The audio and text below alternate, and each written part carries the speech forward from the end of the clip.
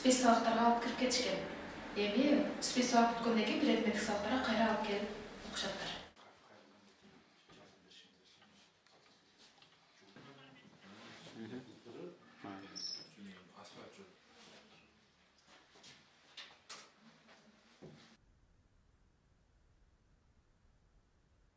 Şartları жақсы бой қалат, отоплениялар жақсы иштебей, жана дагы столдар дагы жетишсиз.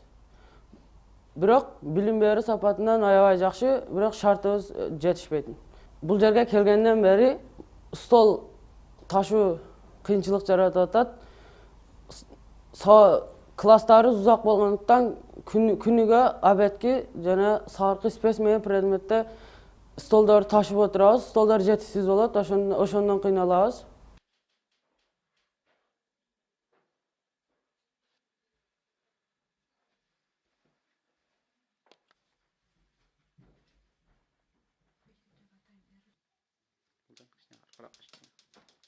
Тыгын жашайт. Бир комнатада 15 кыз.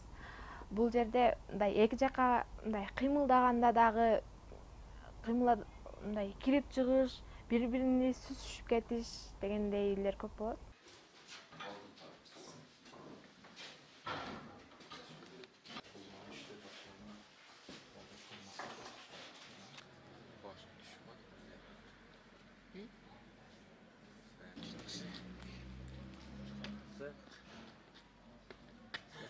Парта отургучтарыбыз жетишсиз да. Предметтик сабактар болгондо балдар мастерскойлордон отургучтарды ташып келип сабак өтөбүз. Ал эми спец сабактарга предметтик кайра ушул класстардан мастерскойго ташып билим алышаттар, окушаттар.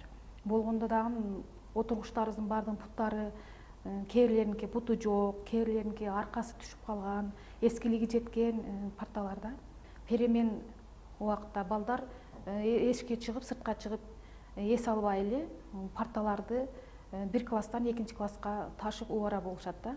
Билим алганга дагы тоскоолдук жаратат да бул көйгөй.